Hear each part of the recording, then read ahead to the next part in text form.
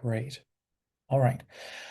So today we're going to be focusing on TinyCat circulation, and we're going to get really in the weeds about all the ways that you can set up your TinyCat library to loan things out to patrons or perform other kinds of transactions. I'm going to walk through all the options and all the settings for you. So again, it's going to be pretty in the weeds. If you're watching this live, please feel free to refresh yourself with a recording. And if you're watching this as a recording on YouTube, feel free to skip to the parts that are most relevant to you in your library.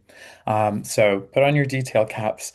But I want to zoom out before we get in the weeds and talk a little bit about broadly, what is TinyCat? So TinyCat is an online catalog that allows you to share your library with patrons or other visitors, as well as collaborate with staff members at your organization. And Library Thing and TinyCat are two sides of the same coin. So if you create a TinyCat account, you're automatically creating a Library Thing account too. So what is Library Thing? Library Thing is a book website full of cool book data. It's been around for 20 years. It's the parent company to TinyCat. And it's actually the database for all of the items you're going to create in Circulate with TinyCat. Okay, so anytime you're adding items to your library or editing them, that's all happening in Library Thing. And then TinyCat sits on top of those records and transforms them into an easier to use and also kind of sleeker, more professional version that also gives you a bunch of cool things that you can do in terms of circulation and patron management. We're going to talk about those today. So the login that you'll use as the admin for TinyCat and Library Thing are the same. I just like to make that really clear. When you add an item to Library Thing, for example, and you have a TinyCat added to your Library Thing account within a couple of minutes, if not a few seconds, that same item will appear in TinyCat. Okay. So today, we're only going to be focusing on circulation in TinyCat. So I'm not going to look at library thing with you today, and we're not going to talk about cataloging your library. There is a separate webinar recorded already about all the steps of cataloging your library and the various ways you can do that. That's up on the YouTube channel. So today we're looking at just TinyCat and we're looking at a fake library. So this isn't a real library. So feel free to sort of imagine instead of this logo, your own company's logo or your own organization's logo here, where this one is. And same with the name of the library. Imagine your own information here. And you'll also realize that some of the books in this library wouldn't make a lot of sense for a library of folklore, but that's just fine, right? This is a fake library to use as an example. Okay, so I want to ground us a little bit in what TinyCat looks and feels like. Okay, so let's imagine that we are a patron and we're sitting on our computer at home and our library has somehow sent us this link. Okay, this link is how you're going to share your TinyCat library with all of your patrons and staff members. So maybe I've clicked this link on my library's main site or from an email I was sent when I made an account, right? Somehow or another, I've come to this page. And this is a really important page in TinyCat. It's the first thing that your patrons will see. It's also the launching point for all the things that they can do in TinyCat. And there's a whole webinar recording about setting up this page as well, and all the ways you can really customize your homepage to be the best for your patrons. So we won't talk about that much today, but I do want to point out that when you come to this page, you can see some text, you can see these covers moving across the bottom. There's some links you can click to search. And of course, there's a big old search bar right in the middle of the page. And your patrons can also, if you include any additional languages, they can use this little selector to flip between the languages displaying in TinyCat. Okay. So of course your patrons can click an item here from the cover carousel, and they can also do a search. Um, right, so search a simple word or a specific title or author and come up with matches to that word, right? Notice that this one has it in the subtitle. Okay, so that's kind of what it feels like for your patron to move around TinyCat. And then I want to log in really quickly to the admin page to show you what the admin pages look like because we're going to be bouncing back and forth a fair amount today between the administrator's perspective and the patron's perspective. So at this point, right, we've already cataloged our items and set up our homepage, and we've shared this with our patron. So I'm going to click that padlock icon. I'll do that one more time a little more slowly. The padlock icon on the bottom right of the screen, that's how you're going to log in as an admin. And notice that your main admin is going to sign in here in the first tab, and anyone else who's collaborating with you at the library, all other admin users with admin privileges, will click to the second tab to sign in. Okay, so the first tab is your main admin, and this is the exact same password as your library thing account. So it's a very sensitive one. You don't want to hand this out too easily. And then any other admin users will sign in on the second tab. Okay. So once you sign in, that padlock icon turns into a little house icon and it automatically directs you to your TinyCat admin page. So from any page, you can click that house icon to jump back to this admin page. Okay. I want to make sure I'm zoomed in. Yeah, I'm zoomed in enough. Okay. So this is what the admin panel looks like. There's a lot you can dive into here. And you also have some quick facts over here on the right side of the screen. Okay.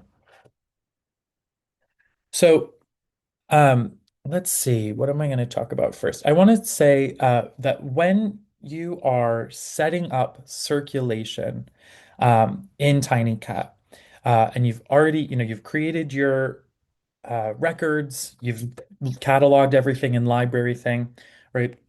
The next step is creating patron accounts because you need to have somebody to check items out too, right? So after we've created our library and created our homepage, next we're going to create our patrons. So let's do that really quickly. If I come to the admin page and click patrons, I'll see this page. And again, this is a fake library, so there's only one patron. So if you had 50 patrons, imagine 50 rows here, okay? So it's really easy to add a patron. You just click the add patron button and you can add them one at a time this way. Just fill out whatever info you want included in your patron's account and click save. You can also import patrons en masse. So if you already have your patron data in like a spreadsheet, you can click import patrons and you can also see a little sample spreadsheet so you know exactly how to format your patron data. And you can upload the file here and it will automatically add them to your TinyCat. Of course, you can also export patrons if you need to generate reports for, higher ups at the library, for example. And it's very simple to edit your patron info. You just click the pencil, edit what you need to, and click save. You can delete a patron account from this pop-up, and you can also merge patron accounts, which is really useful if you happen to notice that, maybe two different staff members created two separate accounts for the same patron on accident. So you can merge them without losing all that transaction history. So that's useful.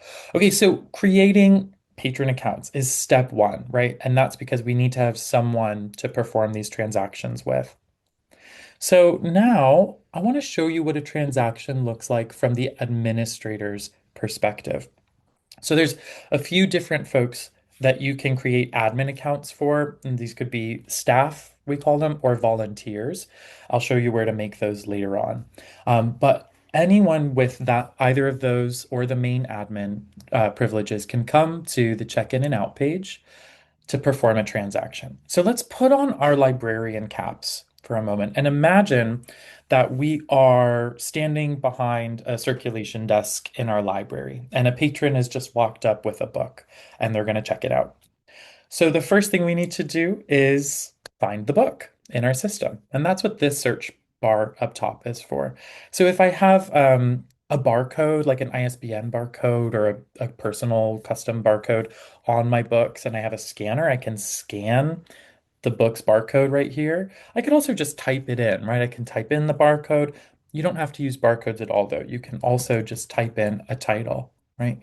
And if you do a really broad search like this, again, we did this search already, and we're going to do it a few more times in this webinar. So you'll get very used to this subtitle. But when you get multiple results and you only want one, you just click the one you want. You can add multiple items to this cart if you wish to, right? And if you type in something more specific and TinyCat is confident on the book that you want, then it'll just plop it in. You won't have to select it. So if I type in Zora, Meals and Men, it's going to come up with that book right away and just add it. Okay, so here's my little cart of items. And I'm just walking through this form pretty slowly to show you all the options available to you. I'll show you how quick a normal transaction is afterward. Okay, next we pick our status. So we might be checking these books out, sure. We might also be returning them or something else entirely. So you can choose any of the built-in statuses here, but you can also make your own status. So if you need to create your own new kind of status, you can click Other here and fill this out. And once you click Save, that new status will always be available in this pop-up. This resource only status is actually an example of that. I created this one in a previous webinar. So let's say, for example, that our library has multiple buildings, and I need to mark when items are in transit from one building to another. So I might need an in transit status to be regularly available for my item, so I can mark that these books are currently in transit. And next I'm going to choose, okay, when books are in transit, are they available? No, they're not available. And do we need to allow a patron name? No, they're in a car. There's no patron relevant, right? And then you click save, and that'll always be there for you. Okay, so that's a really nifty option. You can create your own statuses and customize how patrons engage with those statuses, how they're able to engage with them. Really nifty. Okay, let's just assume we're checking these two books out, though, for simplicity's sake. Next, we're going to start typing in our patron's name. And once you've typed in at least 3 letters, you can choose the patron from the dropdown. Okay. And when you click the patron's name, the system will confirm that it found the patron with this green text. And the green text also tells me that this patron has 2 items checked out and that one of those items is overdue. So I have a chance to berate Tom a little bit here about turning in his book. Now, you could also click over here to barcode, and it will remember this selection if you do use patron barcodes often. And here you can just type or scan the patron's barcode or ID into this field, right? So that's another way to find your patron. That's really useful if you have patron ID cards with some sort of scannable barcode on them, right? Speeds things up just a little bit. But again, totally not necessary. You can just type in their name. So that's going to be a theme throughout. I guess I should say that in a broad way that you can use barcodes in TinyCat to search for books or patrons more quickly, but they're by no means necessary at any point in the process. You do not need to use barcodes in TinyCat. Okay, next you're picking the date of the transaction. So it's assuming this transaction's happening today, which is fair enough. But you can choose a different date. So let's say, Tom actually checked these books out yesterday, but I got chatting with Tom and forgot to finish the transaction. So it's the next day. So I'm going to backdate this one date so that his due date is accurate. All right. And the due date is going to default to whatever your library's default circulation period is. So in this library, when patrons check out books, they check them out for 21 days by default. And you can update that in your settings to however many days you want. I chose 21 days here because I think that's what it is for the Brooklyn Public Library right now. So with any specific transaction, though, you can change the default to however many days you want, right? You could even pick a specific date on the calendar. Or, with certain transactions, like if it's in transit, maybe you don't need a due date. Okay.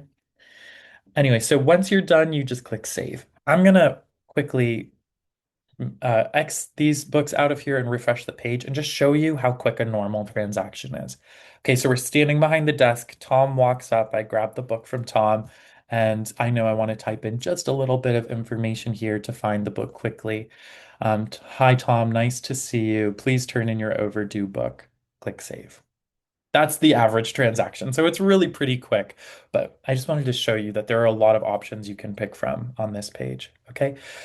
So when I do this transaction as an administrator, if Tom has an email on file on his patron account, Tom will receive an email notification of this transaction, right? So he has sort of like an email version of a paper slip telling him when this is due and all of that. Now, because admin and at some admin user or another, right? In this case, it's me, the main admin. I performed this transaction. I'm not going to get an email notification because it assumes that I already know that I checked this out to Tom, right? I did it myself.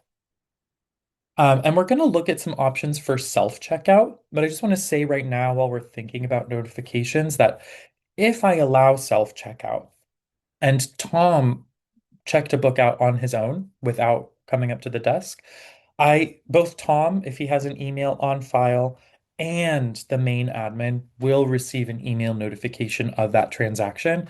So that gives me a record of what sort of checkouts have happened from patrons in my main admin email.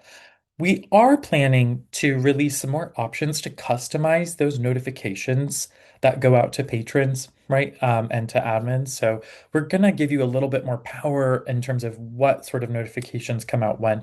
At the time of recording this, though, it's pretty simple, right? You simply include an email for patrons if you want them to receive these automatic notifications, and you don't include an email if you don't want them to receive them. That's about it for now. Okay.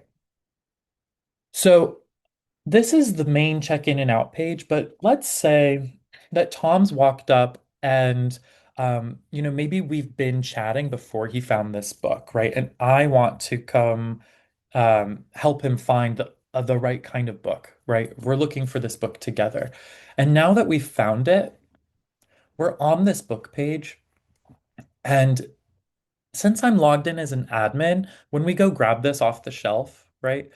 I don't need to navigate all the way back to that check-in and out page. Since I'm already signed in as an admin, I can just come down to the bottom, click item circulation, and this is not visible to patrons. This is only visible because I'm signed in as an administrator.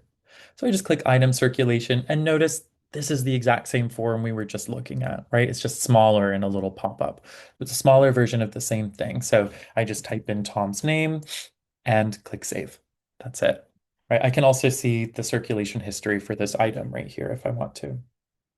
So that's how your admins are going to do transactions, right? So either from the check-in and out page or from the item page, your volunteer, staff, or main admin roles, all three of those types of admins can perform transactions for patrons.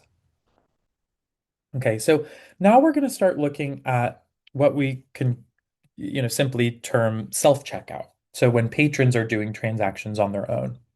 I'm going to start by sharing an example of one setup that we refer to as full circulation. And I'm going to do full circulation with a pretty simple setup. Now, I'm going to talk a lot more about full circulation, what that means, and what other options are available to you when we go deeper into our settings. But I just want to show you what it looks like right now so we have sort of a grounding and an understanding of what it feels like for a patron to check out a book at all. Okay, and then we'll look at how you can customize that process to better match your patrons and your library. Okay. So if we come back to the home page, I'm going to go ahead and sign out from my admin so you can see this just as a patron would see it. Okay. So either I can, click a book from that cover carousel, or again, I can do a search, right? And I can click these buttons that my library has made available to me here. I can also dive into this book page. So now things are a little bit bigger on the screen, right? And click them from here. Now, one thing, I'm going to sound a bit like a broken record as I say this over and over, but TinyCat is super customizable. So almost everything you see on this page does not have to be on this page, right? So you could, for example, exclude all of these social media buttons to share this book. You could exclude genres. You could move the description up higher, right? So whether things show in TinyCat and where they show in TinyCat is something you have a lot of control over. So you can really make these patrons' experience of your items ideal, right? You can design these pages to really provide your patrons with the information they want in the order that they want it. Okay, so lots you can play around with there. We're not going to talk about that in too much depth today, but I say that to mention that none of these buttons are necessary, right? This library has included all three of the available buttons because I want to show you everything in this webinar, but you don't have to include any of these buttons. And we'll talk about that more later. But right now, I want to walk through what it looks like to do a transaction as a patron. Okay, so let's go ahead and place this item on hold. I'm going to click the place hold button, and now I'm going to sign in with my patron ID. Okay, and I happen to know it by heart because it's a really simple one in this fake library. It's just the number one. Now I'm going to click sign in. Okay, and it's asking me, now that I'm signed in, it's saying, hi, Tom. It's asking me to confirm this request. Okay, so I'm going to click confirm to finish placing that hold. I'm sorry, it looks like it. There we go. Sorry, my Wi-Fi probably got a little overwhelmed there. And I'm going to click OK now that it's confirmed that. All right, so something's changed, right? A few things. The status now says on hold instead of available. Also, those other two buttons, the place hold button and the checkout button, have vanished. So, what happens when a patron places a hold on an item in TinyCat? I like to clarify that holds in TinyCat, at least at the time of recording this, are pretty simple. We do not offer what is sometimes referred to as a complex holds queue, which means that if you've checked out a book, I can't come to that book in TinyCat and place a hold to be notified when you return it. And then the next person who's placed a hold will get notified when I return it, and the next person after them. We are thinking of developing that for TinyCat, but currently, at the time of recording this, it is a lot simpler. So what does happen? When a patron places a hold in TinyCat, the status changes. And that means that other patrons can't place a hold on this book or check it out. The idea is that I'm on my computer at home and I've found that this library has the book I want. So I'm placing a hold on it so I can run to the library and check it out. Now you will choose in your settings when you're setting up circulation, and I'll show you where to do this later. You will choose how long a hold lasts in TinyCat by default before it expires. So if my patron doesn't come in to check this book out and then return it, right? At this fake library, it's set to 2 days. So if 2 days from now, this patron hasn't checked this book out, it will be available to everyone else again, right? Or if they haven't canceled the hold, it will automatically default to available again after 2 days. You can set that time frame to whatever works for you and your library. So, right. So at that point, I may say, oh, like I've got this book on my shelf with a sticky note saying today's date. That means I guess Tom didn't come in to check this out, so I can reshelve this book, right? The other thing that happens when a patron places a hold on an item in TinyCat is that it sends an email notification to the main admin. So you'll get an email saying that so and so has placed such and such book on hold and when. And that gives you a chance, it gives you a record, but it also gives you a chance to grab that book from the shelf if you need to, right? And also to communicate with that patron if necessary. So let me just point out that something else on this page changed when I did that transaction. Right, and I wonder if anyone noticed. In the top right of the page, the little patron icon turned blue, and that means that I'm logged in, right? Remember, it asked me to log in during that transaction. So if I click that now, I can see all the items I've checked out from the library, and I can also see this hold I just placed on Beloved. Okay. I could also see all of my transaction history, my personal info, and I can sign out from this page. So there's a lot that your patrons can do on this page, if your library allows your patrons to renew books, which you don't have to, then this button will appear for them here. And I can also cancel this hold. So this patron accounts page is pretty nifty. I will say this only displays for full circulation.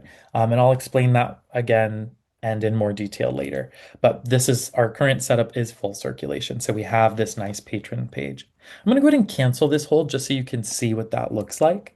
So I've clicked cancel hold and it's given me a pop-up to confirm that that is what I want to do, and it's disappeared from this page. So if I navigate back, aha, see, it's available for everyone again, and those buttons are clickable again. Okay. And my patron could also, let's say instead of, looking for a book from their computer at home, we're using a tablet in the library's lobby, and we actually have our book in hand. We're ready to check it out and walk out the door with it. So I can click checkout, right? Sign in if I haven't already, but I recently did sign in, so it's got me here. And click checkout, okay? And similarly, when that's done, the status has changed.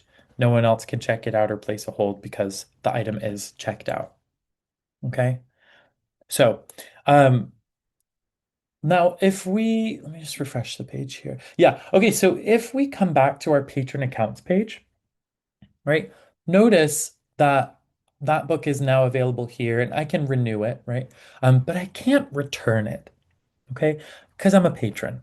And most libraries want to at least make sure that their patrons have really turned a book back in before they mark it as available again to other patrons, right? You want to confirm that it's actually back in your system, back on the shelves. So it's not standard practice to allow patrons to check books back in. You'll want an admin to do that. Now, I understand that some libraries, especially some smaller libraries, and many who use TinyCat, aren't so worried about that, right? Or they might have a lot of trust in their patrons to return books for various reasons, okay? And there are some workarounds for this. Now, many libraries will simply use some sort of paper log, or maybe a drop bin so that your patrons can come in, drop off the book, and tell you, when they dropped it off, etc.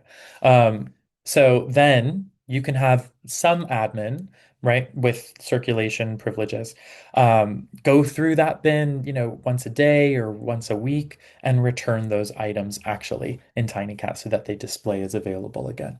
So that's an option, and many libraries do so. But another option, and I only recommend this for libraries with really high trust environments. Like you really trust your patrons to return these books, or it's not a big deal if they don't, right? Which for some libraries is the case. There's another button that we haven't talked about yet here. Okay. So I'm going to talk about how this ties into what I was just saying in a second, but I want to let you know what it does. Okay. So this is a simple contact form, right? So your patrons can fill this out. Even if they don't have a patron account, they can fill this out and send you this contact form. And you, as the main admin, will receive this info and the page it was sent from in an email, right? With a timestamp and all that. Now, the cool thing about this button is that you can customize it entirely. So by default, it will say ask about this. But if it's less important to you that your patrons have a consistent way to ask broadly about a book, and it's much more important that, for example, you give patrons an easy way to send reviews your way, right? You could rename this button to review this book, right? Whether it's available or not, they can review it. And you could ask them to, you could customize this text up top. So you could ask them, to please use whatever name they want to be credited with in the name field, etc. And then you could come to library thing when you get that email, add their review to your account and credit them, and then it'll show up under the library's review if you include that down here. So that's a fun option. You may also want to use this to make sure that patrons who don't already have an official patron account with you constantly have a way to start making one with you, right? So you could switch this to need an account question mark, and you could even update this to say, please include a phone number in the comments, right? Or whatever information you need to set up patron accounts.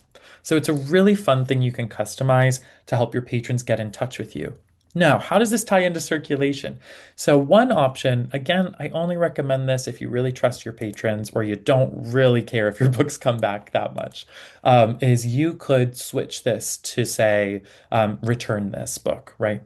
Or return, however you want to phrase it.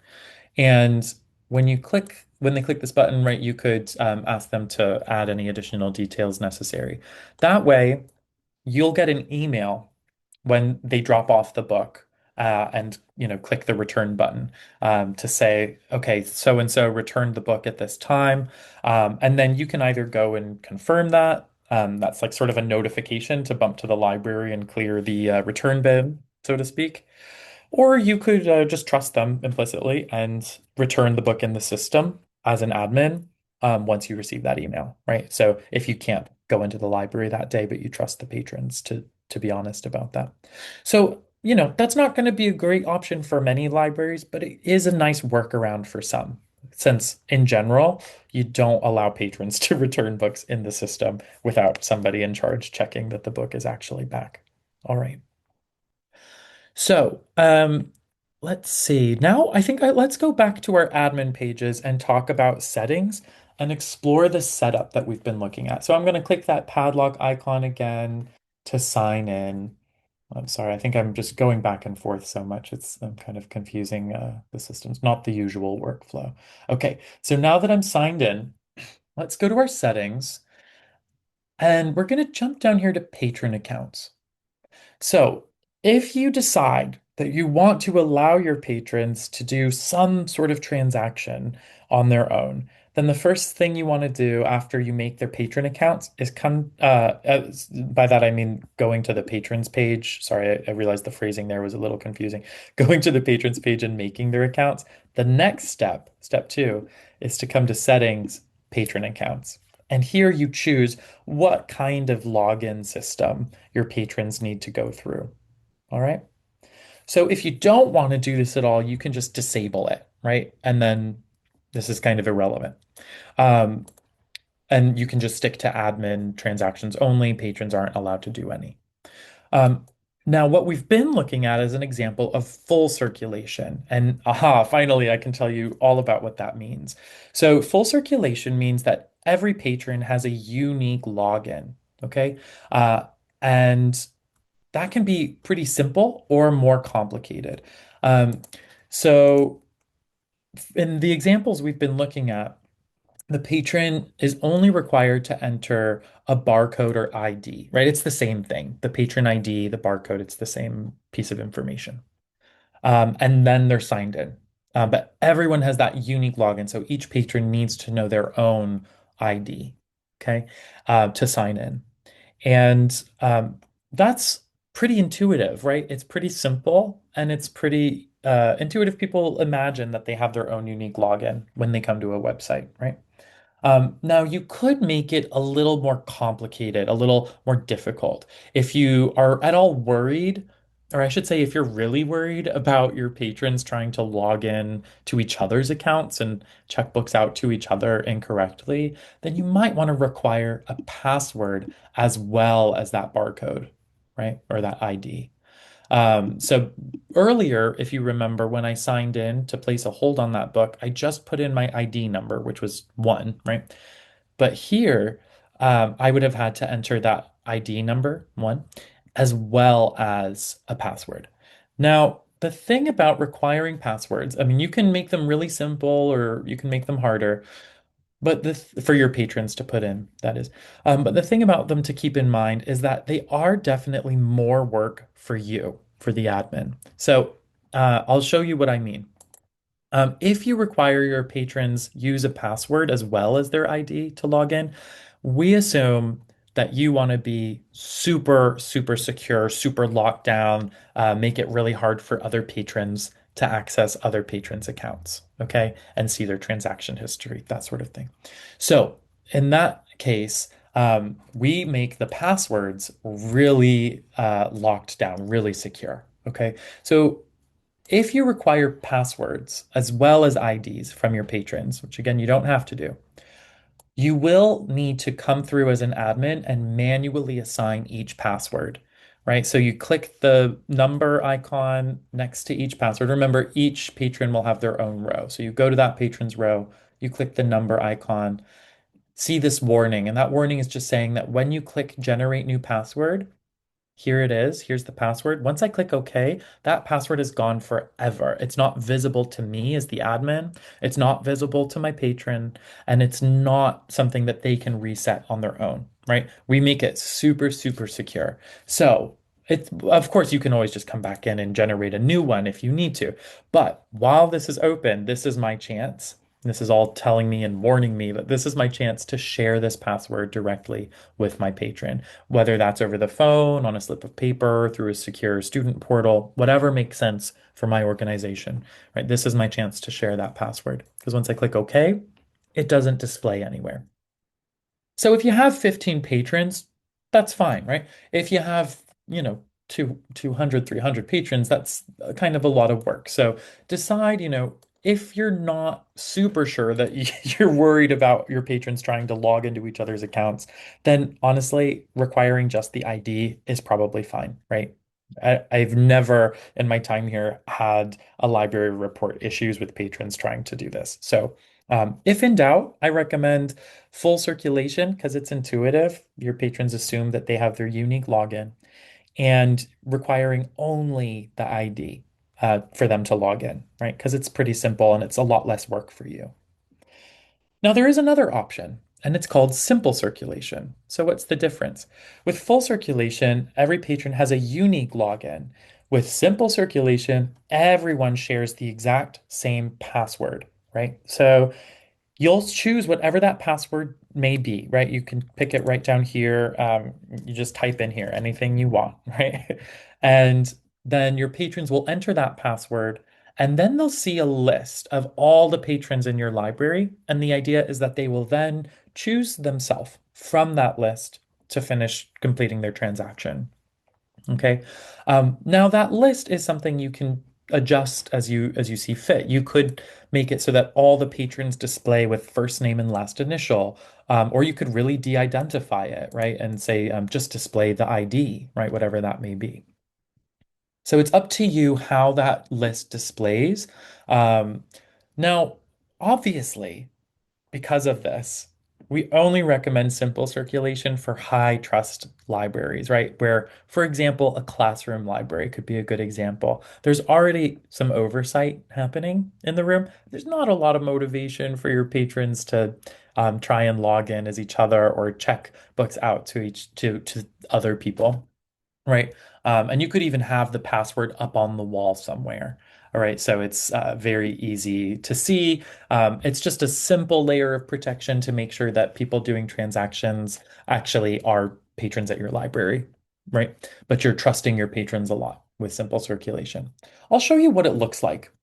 I'm going to come here to our homepage. I'm going to sign out of my admin here.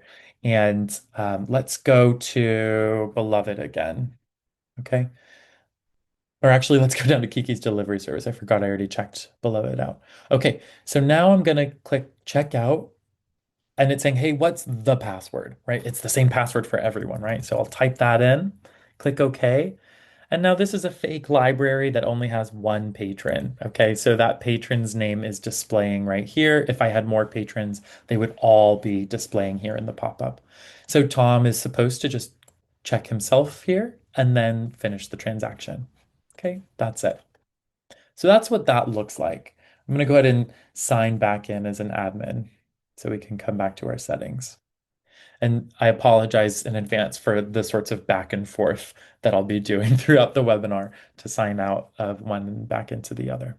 Okay, so if in doubt, I recommend just go with full circulation and require just the barcode or ID. That's intuitive and it's usually simple enough for most kinds of libraries. But simple circulation, again, is really a way to simplify things for high trust environments, especially for kids, right?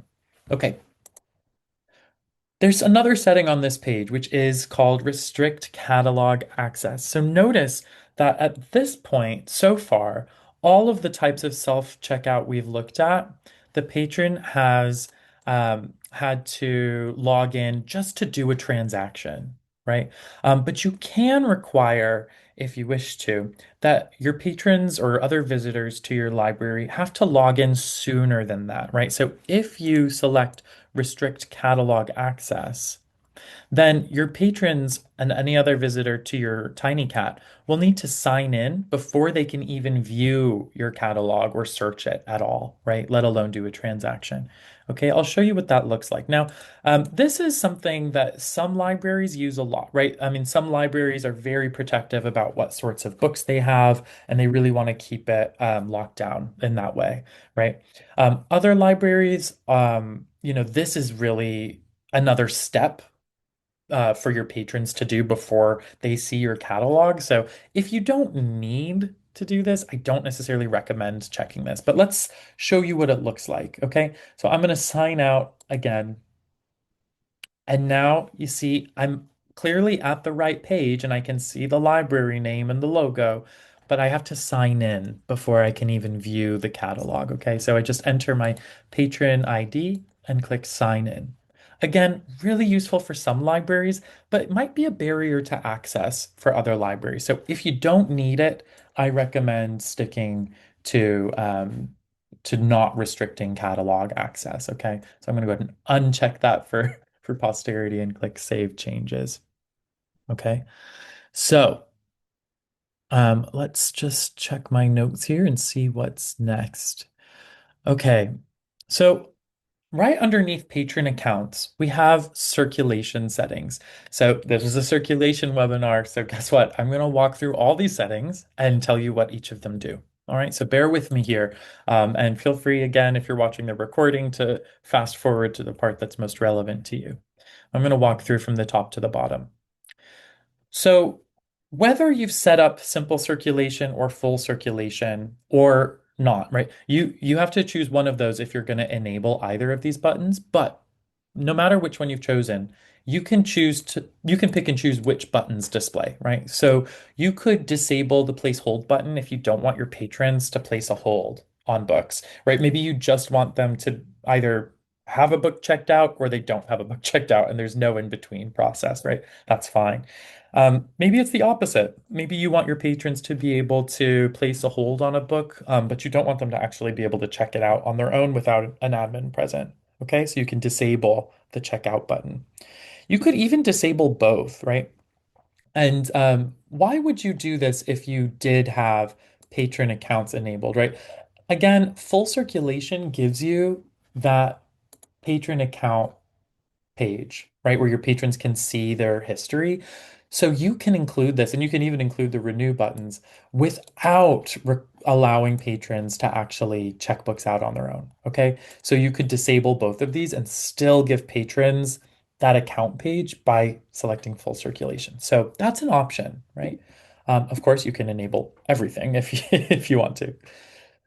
So next, these are just actions that admins are able to perform. Okay.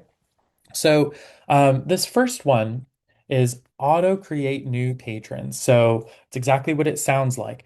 So if an admin is performing a transaction and you've enabled this setting, and the admin types in a patron name, patrons can't do this, by the way, it's just admins. If an admin types in a patron name and this is enabled, and TinyCat is like, hey, that patron doesn't exist in your system yet, if this is enabled, it will ask, do you want to create that patron account right now with the information you've just typed in? And you can then click yes or no. Okay. So this is a great option if you have a lot of new patrons walking up all the time, right? And you want to speed up and you don't want to pause and go create a patron account for them and get all that info, right? You just want to kind of move things along. You're not too worried about reaching out to the patron if the book doesn't come back, that sort of thing. So it's a bit of a flying by the seat of your pants option if you want to include it. You don't have to. And I will say it's a good option if you have that sort of a patron traffic, and you also only have a couple of admins doing transactions at all. If you are lucky enough to have a robust team of 15 volunteers, you probably want to disable this, right? Because you're going to inevitably end up with quite a few duplicate patron accounts as the volunteers might, misspell patron names and then create additional accounts. Of course, you can always go back and merge those duplicate accounts, but yeah, less cooks in the kitchen. This might be an option. If you have a lot of volunteers, probably not a great option. Okay. Allow circulation with empty patron means that you really aren't that worried about getting your books back. You might uh, record on the fly that a book has been checked out, and admins again are the only ones who can do this, right? But this, when enabled, allows you to finish that transaction and say that somebody checked out a book without saying who checked it out, right? Again, if you have a lot of patrons coming through and you don't really care so much if the books come back to you, then this might be a good option. Otherwise, disable. If you're in doubt for either of these, just go ahead and start with them disabled. You can always come back and enable them in the future. So this setting here allows you to include the collection name during a transaction when you search for an item and it shows you the title of the item and the author. If you check this, it will also show you what collection that item is in. So it's just a little bit more text to see. It doesn't do much, right? It just shows you a little bit more information. But that's really useful if you have a lot of copies of the same book in different collections, right? If you have Great Expectations in special collections, but you also have it in like classic fiction, and you want to distinguish between them during a checkout, like definitely click this. Okay. I'm sorry, definitely click this. I looked away. So if we come back down to call number system, in library thing, which is again where you're adding, editing, deleting all of your items, right? That's the database. You can actually catalog multiple call numbers for the same item, right? So call numbers being a way to identify and locate items. So if you wanted to, and some libraries really enjoy this, you can catalog both the Dewey Decimal number for an item and the Library of Congress number for an item, as well as your own personal or custom call number. However, in TinyCat, you do need to pick one to display and use. So you can always change it down the line if you want to, but you've got to choose, are you displaying Dewey Decimal? Are you displaying Library of Congress? Or are you displaying your own personal or custom call number system? It's totally up to you. And you can also choose to include or exclude that call number from the item page. So I'm just going to show you, let me save that. I'm going to open up a book. Let's choose this one. Okay.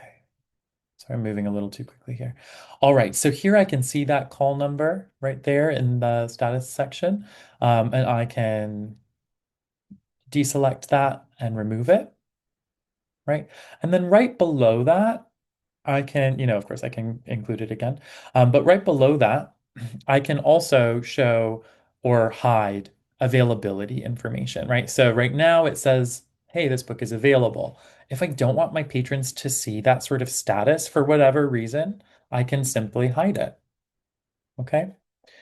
I can also show them more information if I want to, right? So I can show them the availability and status as well as the due date, right? So if I go to a book that is available, right, it's not going to have a due date. But if I go to a book that is checked out, I think this one might be, no, it's not, but we know Beloved is, so I'll just go to Beloved. Okay. So if I go to a book that's checked out, see it's got the due date right there, which might be too much information for some patrons, but it's great information. For example, if some of your patrons are teachers at your school, right, it'll be really useful to know when they can expect that item back. Okay, so up to you what you choose here. The default status is when an item is at rest, no transaction is happening, what status does it have? Automatically, when you make your TinyCat, that's going to be available, right? That's what it's going to say by default for all your items. But you can change that. And of course, you can create totally new statuses, right? So if most of your items are reference only, you can create a reference only status. And marking available or unavailable, will determine if patrons are able to, check it out. But even if you don't do circulation, right, marking it as unavailable will mean that that default status is red. Marking it as available will mean that that default status is green. So it sends a bit of a different message. Okay. You can choose the default circulation period for items. We talked about that during the transaction, if you recall. So you can choose just a few days or quite a few days. It's up to you. And this is also where you're going to choose the default hold period. So when will a hold that a patron has placed expire if they don't check out the book? Okay. And then you can choose whether patrons are allowed to renew books at all, how many times they're allowed to renew. You can also choose how long those renewals last. And remember that circulation periods and renewal periods don't have to match. Okay, so you can make those different lengths if you need to. Okay, and then if you are a library outside of the US, then this might be more relevant, but you can also change the format of dates, right? Some countries are almost always date before month, etc. So something to consider. And then your patron reminder emails are a really useful feature in TinyCat. So these are automatic reminders to return items that are sent from our system's no reply uh, system. Okay, so uh, you can select when these reminders are sent, like how many days before a due date does the first one go? And you can enable up to 3 reminders after a due date. So when a book is overdue, you can say, okay, when it's 1 day overdue, I want to start bugging my patrons, right? Or maybe you want to wait 3 days or longer, right? So it's up to you how many of these, if any, are sent and when they send. That's pretty nifty, right? That's a lot of work that will save you from following up directly with patrons yourself. And if you come down to contact info, you will be able to include a patron contact here, right? And so whatever email address you put in here is going to be the one, is going to be included, I mean to say, in the automated reminder emails from our system so that your patrons do have someone they can reach out to when their books are overdue and they're being contacted by you, okay? And they can then say, oh, I promise I returned it days ago. If you come down to admin users, you can create these additional logins I keep mentioning for other people with administrative privileges in TinyCat. Okay, so you just create an admin user, fill out the info, and choose their role. Okay, and there's a little explanation of the roles here. So volunteers can do transactions and look at past transactions. Staff can do the same things, but they can also generate more reports for you and they can manage patron information for you. And billing admin users can only look at billing pages. They can't do circulation. Okay. All right. So I want to show you, we've been doing a lot of transactions and talking about setting them up, but what about the past, right? What about previous transactions? And I know we're really close to time here, so if you need to drop off, no worries. If you're here on the live call, feel free to do so. And just make sure you send me your email in the chat if you want to receive the follow-up. Okay, carrying on. So if you come to your admin page and you go to the transactions pages here, there's a few tabs you can pick from. The first one is active transactions, so current checkouts, things like that, right? And you can export all of these pages as you go through them. You can export them to spreadsheets, so you can get sort of a quick report of the information on the page. Okay.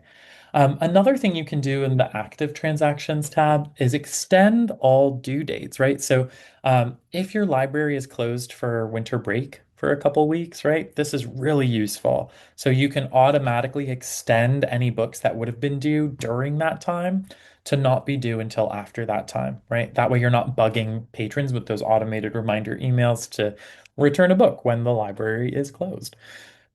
Now, if you come down to all, you can search on most of these pages, but if you come down to all, you can search and manage. So you can search, of course, by title. You can search by author. You can also search by status. And of course, you can search by patron. So, I mean, I only have one patron in this library, so that's not changing much on this page. But if you have other patrons, it would, obviously. And that's really useful both to, investigate anything confusing that might have happened in the past, but also Many libraries have strict data policies where they need to regularly delete patron transaction history for privacy reasons. So if that's you, right, whenever that time comes, you can search for your patron, simply select all and delete, right? And you can change how many transactions show on the page too. But that's a quick way to manage that patron privacy if you need to.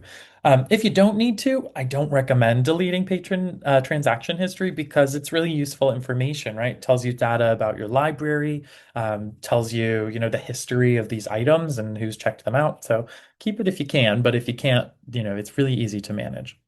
By title, you can see I use this book a lot in these webinars.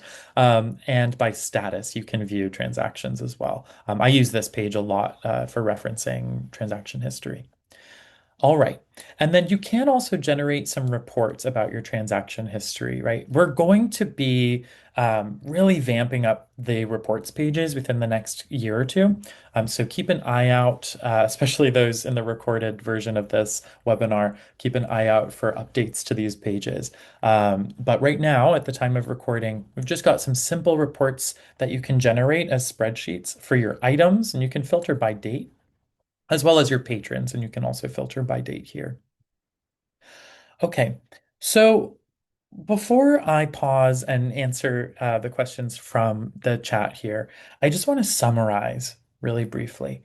So in TinyCat, which again is very customizable, right? You get to choose who is able to perform transactions and whether just admins or also patrons, right? And you also get to choose a lot of the settings of what is possible during those transactions, right? But the defaults are really good. You can totally just set it up as the most basic options that match your needs. And then let me know if you run into questions, right? I'm always happy to talk via email or at the regular TinyCat webinar, which again is every Wednesday at 1 o'clock p.m. Eastern USA time. And we do have a Q&A at the end of those regular ones too. So you can email me at tinycat@librarything.com and ask about your specific library's needs. What questions do you have about setting up circulation? And you can also bring those questions to the webinar. And so whether you choose simple circulation or full circulation, you can customize how your patrons engage with those types of transactions and really set up your system to gather good data about your patron history and your transaction history, and also make it a really smooth and easy process for your patrons or your admin and other folks helping you with your library. All right. And for those who do need to drop off, thank you so much for coming to this. I'm going to leave the recording going. So again, please be mindful of any questions if you do unmute to ask one. And if not, feel free to send me your email in the chat and I can reply to you there as well. Um, so I've gotten a great question in the chat, which is, I'll read it out loud here. With simple circulation, is there a way for patrons to type their name rather than pick from a list? I'll answer that one before I come to the next part of your question. There isn't right now. It's an interesting idea. I think we could actually probably add that relatively easily. So for folks watching the recording, you may notice that now there is a way to search, because that's a really good idea. So thank you for that. So it's a sort of search bar on the simple circulation pop-up. And since you did send me your email, I will follow up with you about that. Um, and if we're able to create that for you. Yeah, great idea. For full circulation, searching from the admin page is nice, but what can I see with simple circulation, long list? I understand that is just further information from the first question. Okay, great. Sounds like we've answered all of that. All right. Any other questions? Please feel free to unmute or type in the chat. I'll hang out for just a couple minutes, and after that, I will close this out. If you've sent me your email in the chat already, I will send you a follow-up email shortly, so you can always reply to that with more questions. But thank you all again for coming today.